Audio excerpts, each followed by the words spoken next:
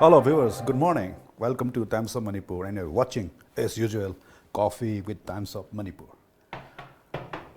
Manipur's art and culture the adukimatic risk we have say we am loina magna hainavire amusung si achumwa phomni adubu masi aikoi ngasi ngarangda akoi yam thuna ekta Manipur de art and culture yam bhavne habinate aikoi gi yamna traditionally yamna ipai pu hakta ki kuirebi matamdagi adugumba chatna patha mayam aduna aikoi ngasi dia sugumba stage samada pubira ini aduna sigumba stage samada program honabada ipai pun thambira machana patha single kwai ki maru ebidi Maibee culture asisu amani madam di Laiharau basi it's called the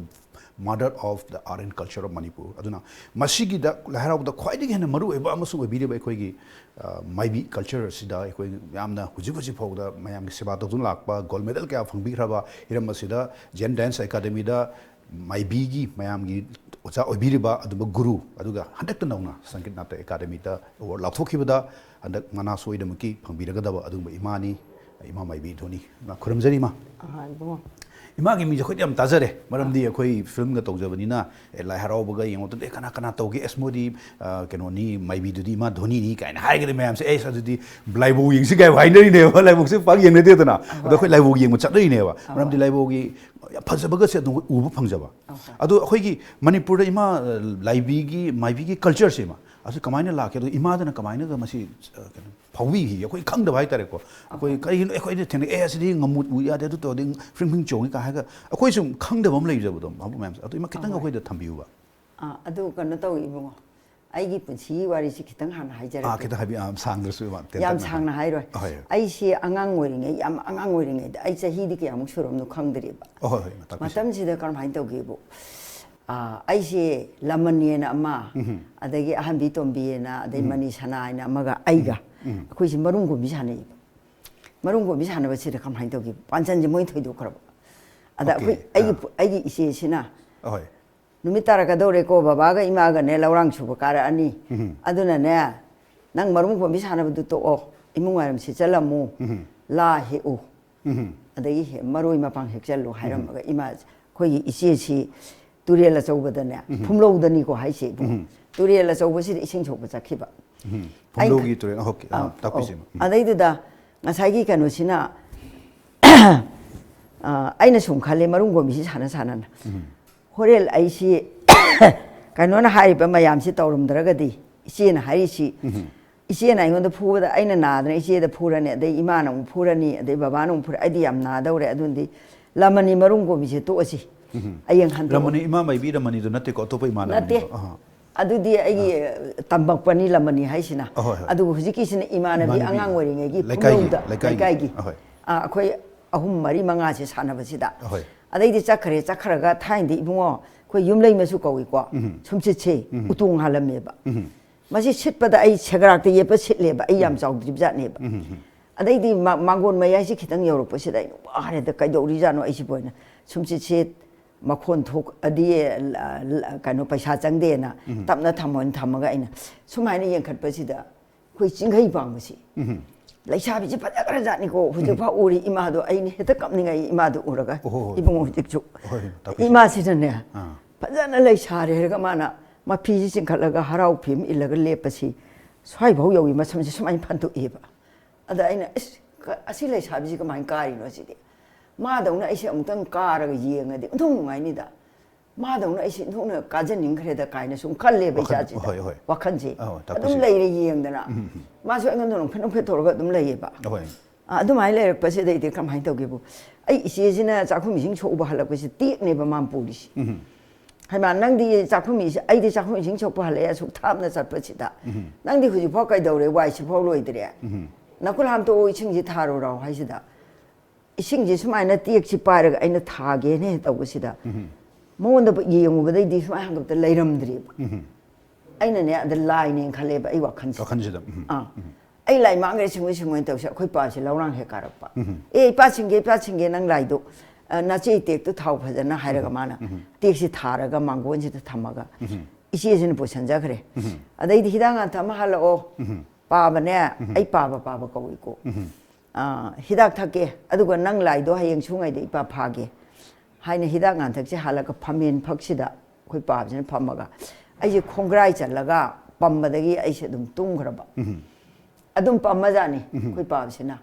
อะไรดีนุ่งดังอีสักลอยระบมาทำสิดาอิมานะสักจาระเซนเขาดูเอปะเขาดูกุฏิปามนะเขาดูเรให้นามาสักลอยสักจาระเสลานักกีฬาดูอีป้าให้ยังพาเกให้นะอดุมให้นะอีป้าจ่าสิสักจามินนาบัลลอยระกะปามสินะสาหูดีไอดีตัวเอปตัวพิเศษเขาหมายตัวอีปุ่ยบัวอีน่ะสมัยน่ะกันว่าสิกังขันสิเย็บชั้นแบบสิเดเนี่ยปัตรักเราเนี่ยเทงนะบะไอ้เนี่ยให้มาอีมานั่งนักการกินว่าค่อยป่าอีบ้านนี้พามุงจะน่าวงคุกทำอีดิสิเนี่ยบะอันเดอีมาชูปะปะเขาก็เลยป่าชูจ้ากระซาดเลยบะอีเบี้ยมันไงโคเราเช่กุมทาราโอ้ยการกินว่าป่ากุมทาราอุนี่ป้าน่ะให้ไปอิลุนี่น้องบุกดอกอีเบี้ยมาไอ้น่ะไอ้สิกุมทาราเลยอดูก็คุยาได้ขนาดไหนกันเลยคนกังขันตัวไหนกันเลยอีมานะอันนี้คุยาไหนกันแล้วก็ลุกคุมได้กันลุกเด็ดดีไปดีก็แล้วกันเนี่ยสมัยนั้นเนี่ยคู่ลองกำเอฟก็เมื่อกี้อิสระโอ้ยเดราเมื่อกี้กว่าอีมาเดพิบิตัมบิลิเซ่โอ้ยเดราเมื่อกี้การีนัวไอ้อดุมหายนั่นตัวเมื่อกี้มาเช่เมื่อกี้สมัยนั้นจัตราอะไรแล้วก็ไม่ใหญ่เด็กอุ้งงำยุ่งอีกนะอดุเราก็ขัดแล้วก็ผู้ยุ่มดูไล่ขันดาวันนี้กันนุกุเปียอีนะนุกุเปียเฮ้ยอันนั้นต้องจังเคร่อันนั้นหมายถึงตัวเราก็นุ่มที่มันสุดจังเคร่มาเช่อันนี้เลยเรียดุมอันนี้คุยป่าวสินะไอ้เช่กาวเลยเด็กผู้บริหารนะไปนะมาไงด่าคุยเทงกูหลังไปนะเทงกูเนี่ยดูสุคุยมามันชิงถอยอิมามารีเนี่ยบะมาวันนั้นไอ้เช่คุยไปใช้ทำฮัลเลบอันนี้ด่าคุยเดบีบุญจากินีก็อันนั้นใช้ตัวบุกเอาดีองต้องใครกี่ยามนั้นนะเตะคิดตั้งโอ้มาทำตัวเดบีบุญจากกันลำเดบีบุญจากจะกันเลยบะอันนั้นคุยมามันสินะหายใช่นะหายกัน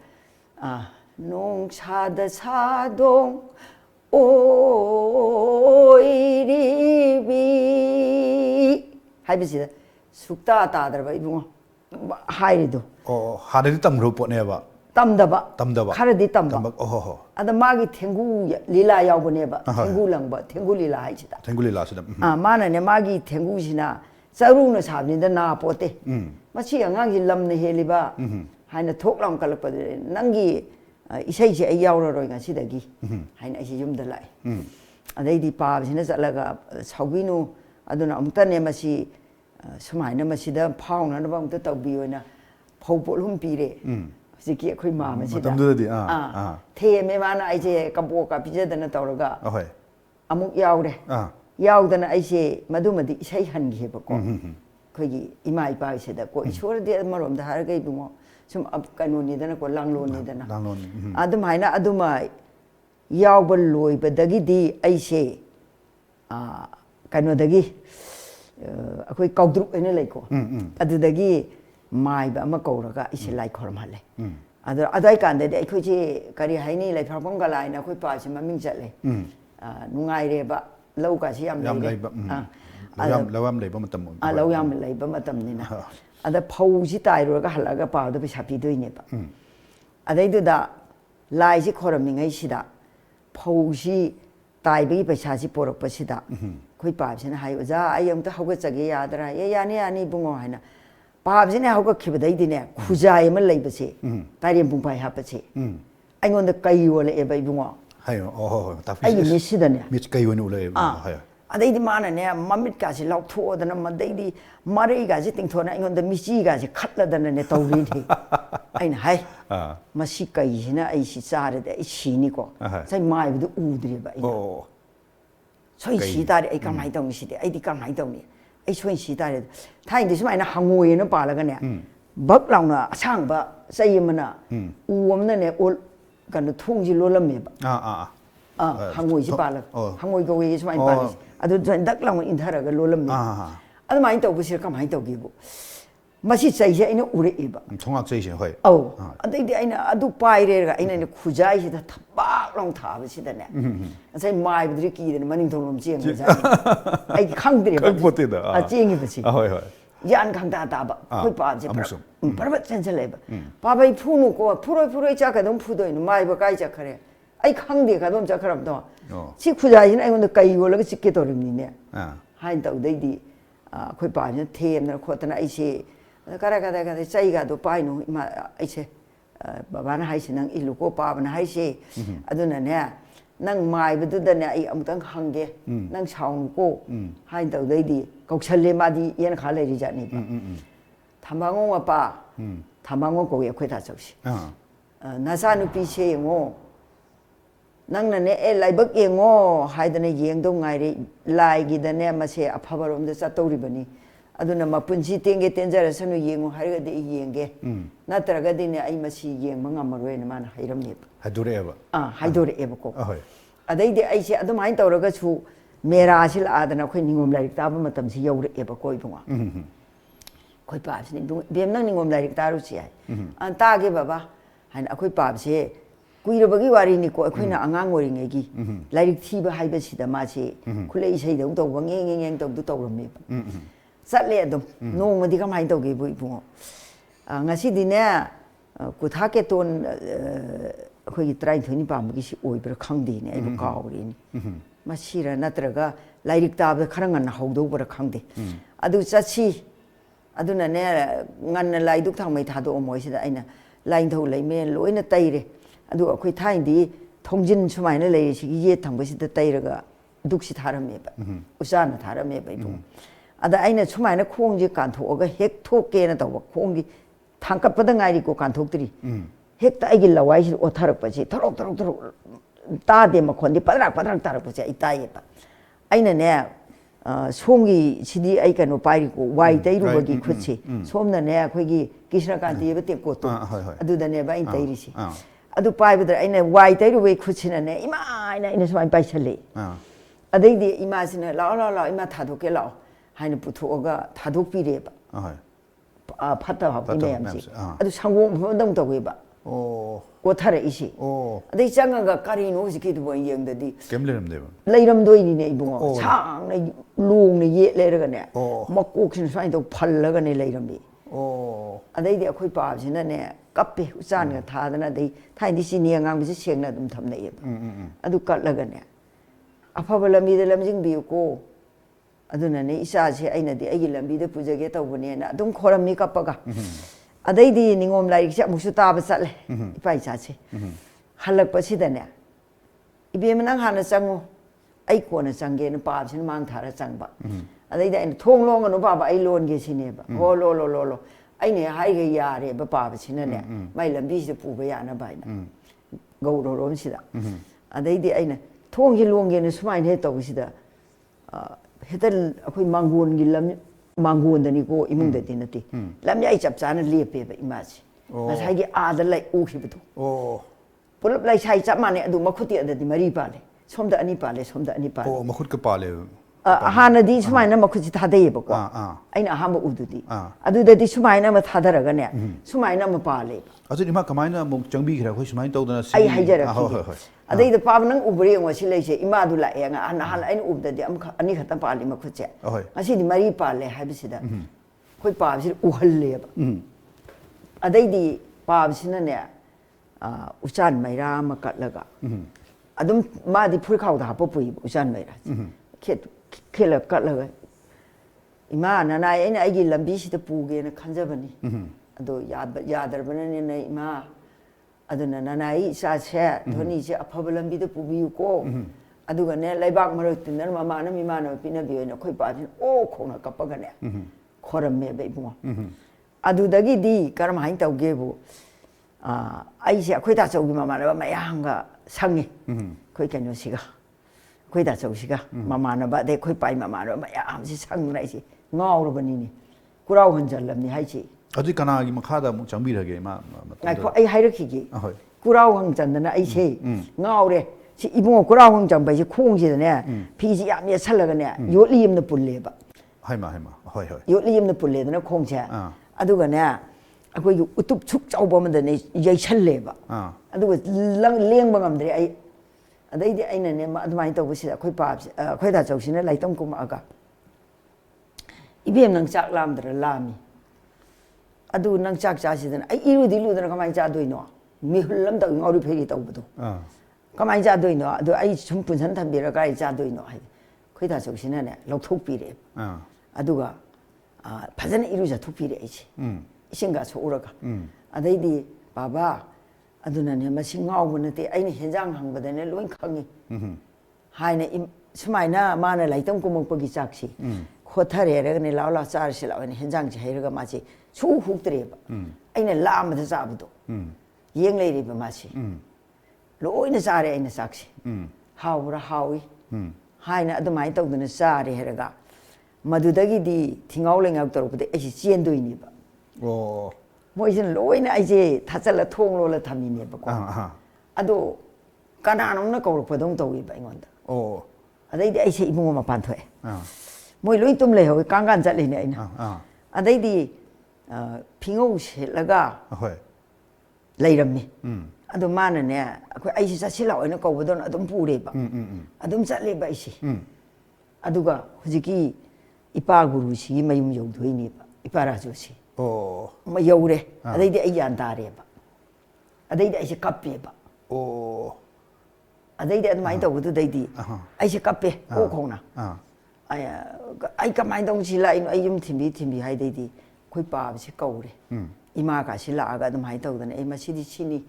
aduna masigi lambi sida phadana chahlalo angang si soidana haying tungda pharakani haina admai tawraga ne aise adum adai di lai harau ba chatle loin chatle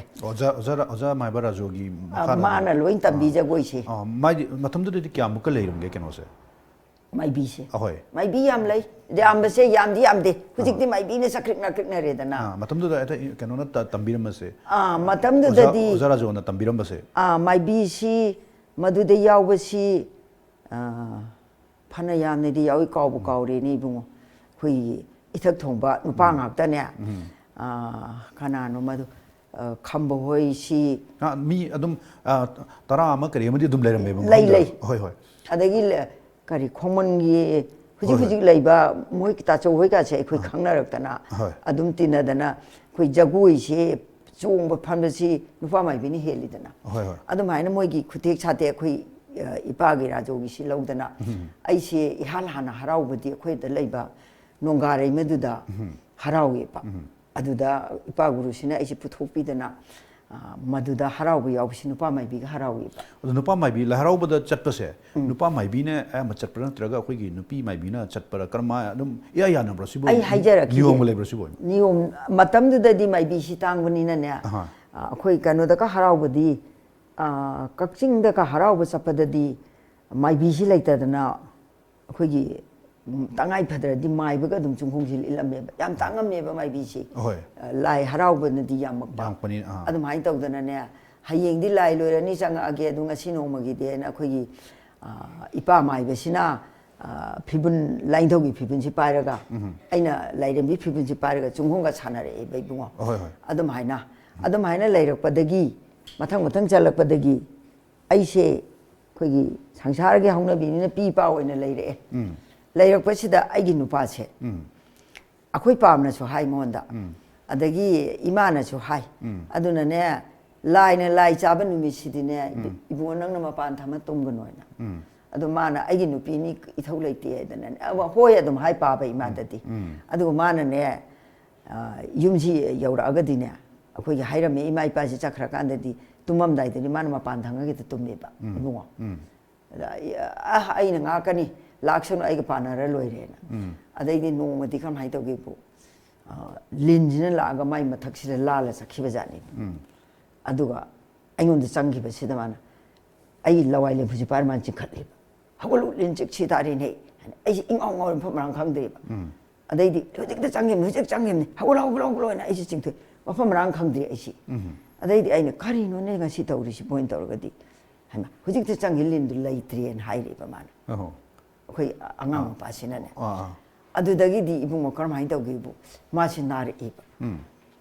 nara agane angang atomba sina sahi bade tha mari ga har ko dai ma lai hidri hai ma yam nau na lai hide aina ne sahi kunga nipan ngan yam mana sahi nipu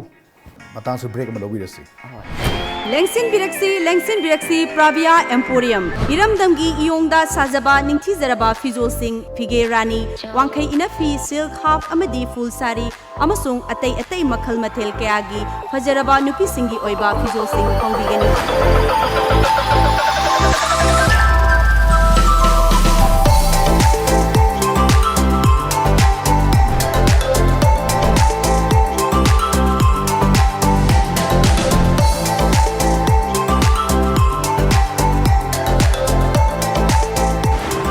Pravia Emporium, Singjamai Chingamathak near Gemon Gas Building.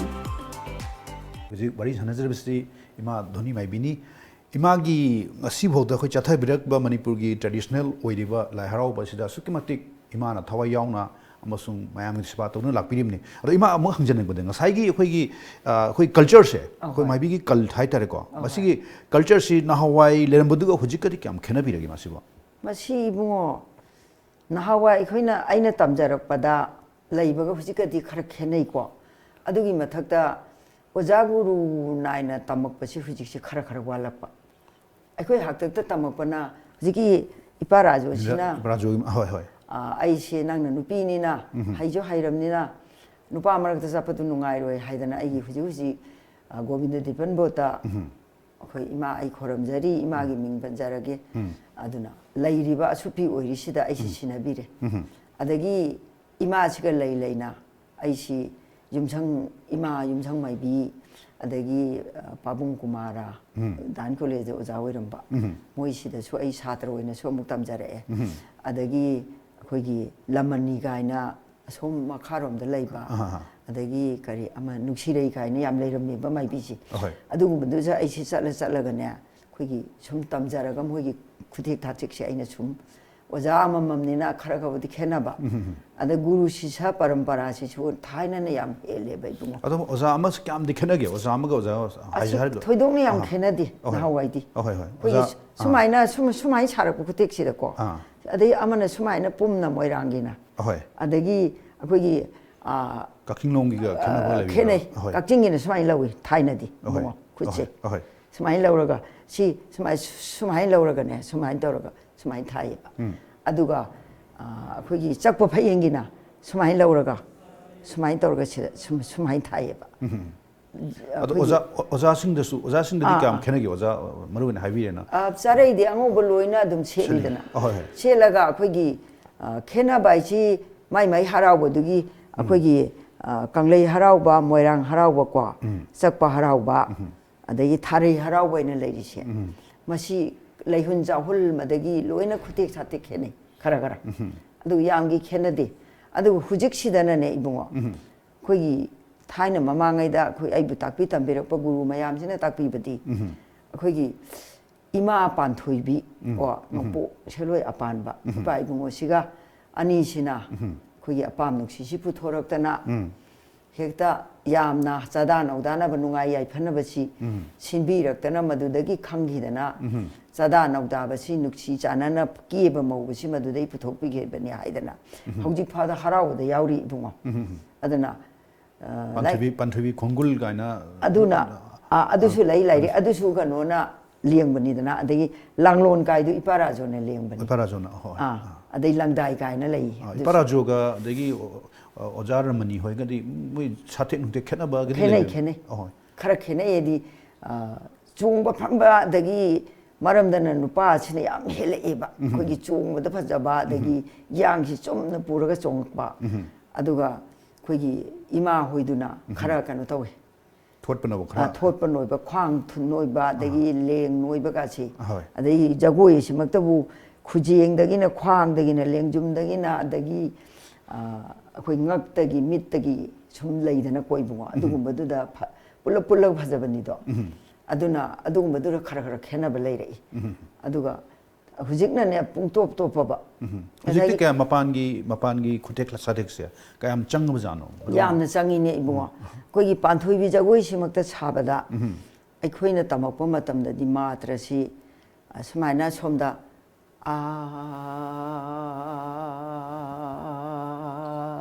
ha 하루가 손도 타야 되는 거.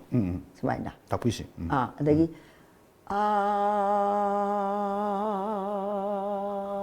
ha arga nundang wai gi matam si lauri ne ba ko adu hujiki na ne ha heta thadok pa nundang wai gi na matam da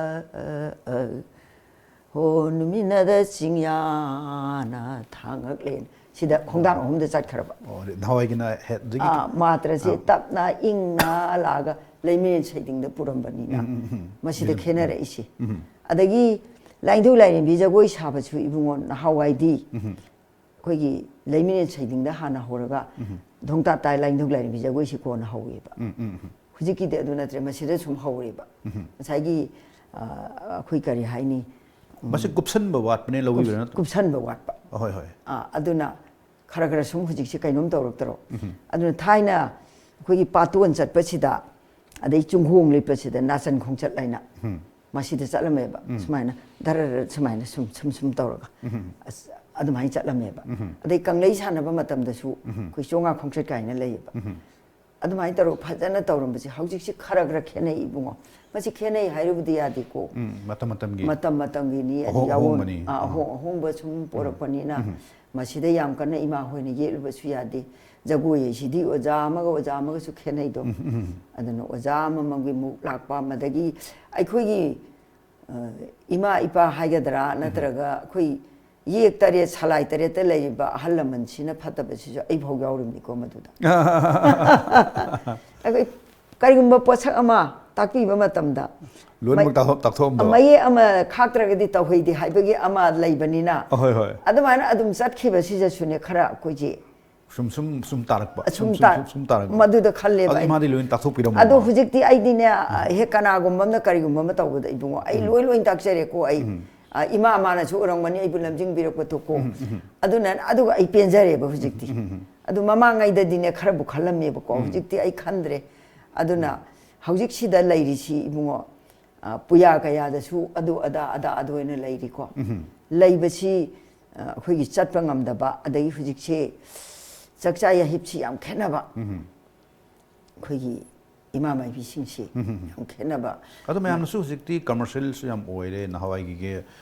ge to birak buduga hujiki matam sigri yam khena re hoiti haiba hitaba khangda ba lahrau budu Maibee na ha thabira o lahrau budu ta changshal laga adagi nate hun badi nate ko hoi hoi akhoi gi idhau sum tongamba khoi isai chu sing si su ta ngasai gi nupi di lai khara wala aga di akhoi gi ima ji thira ga khoi da phau yam na changak ba adum hai taw su le adu su hundu ba ya pote bo ishora ma da changa ibani na ko adum hai taw da na hujikti loina khoi yana ba sinare adu khara puning jangna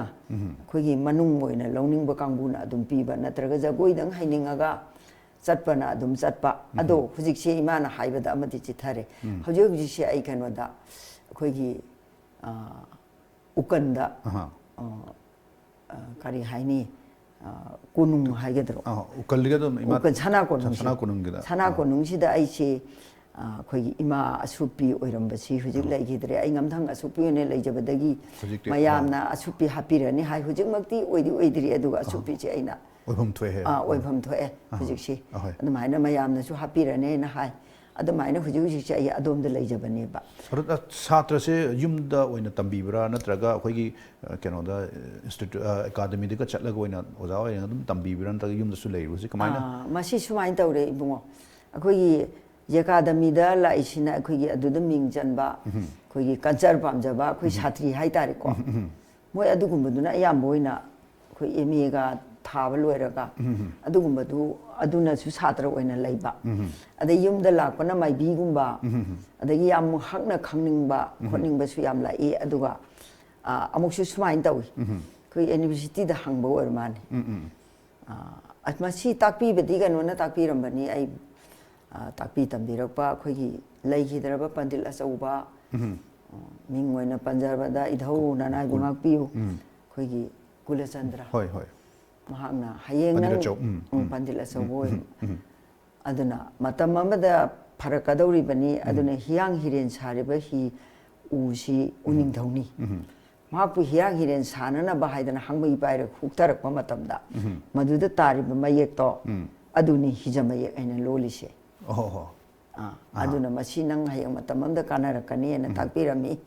adagi aikoigi mangang salai pakhangba ibudaugi matha chida khoigi phane mapa nai bide loliba koi bichi masi laibani aduna masi nang hayang matamam da kanarakani kawun ko haidana lai harawasi khoigi idaugi sida mayam harawi lai se mayam aduda koi punamak chapana na ne koi moirang harawdo no ka chatleba idaudu lairingai da khoina angang oringai da aduga mai yauraga khoigi ihai chapuka se haina tawraga pulap harawrameba adum haina tawu matam sida idaudu na takpirami ado university dagi nupi macha ani du maminga di kawre ko lana lai haitamni haibi lai haitamni la loin kawre ado lai haibri heli ni amana lai sumai tawdana ima asi matang si khangagade khoini bu khita takpi hoina aina khangde in he mamangai de idhauna ta ambada di cha cha so ai ta ami ima di lai haite ai kok ta leijabadu ni kon hoida haidori se haina takpi bado moido pasta re dana ne ima mayam gi sewa kuina tawo biu akoi su nungai jerim ni gumut khidana about tradition ama phadana ngaklo thambi bse thagat chiri muleng mathang da muk lengbi raktana khoi waru ta hena sa gi si nungai je aduna Manipur de asuma Maibee cult haibse masi amna maru eba khoiga hamau sari hauna thanaba yadraba masi adum chanaduna lawa masi dagini khoina masi Manipuri jagoi kaina thangta sari chara natraga ras culture Manipur gi hasumaina khoi Manipur siri amna risk oibani adum aren culture da kaina haiga ras lila sini kaina to bose masi larau dagi lakhivni kaina ga mayam haina basu leribni aduna important oiba khoi ima Kanona Dhoni Makon Langbiratuna Koi Masigi, Manungi Bafunka, quite Kangan say we are very privileged today. So Matung the CMBU, Matang de Koi Kana Kanaraba, Aquadan Amna Knowledge, Oigadaba, Amasun, Matamasigi, Manipurda, Todo Hindo Magule, Mukayama, Puduna Laksake. So keep watching Coffee with Times of Manipur. Thank you.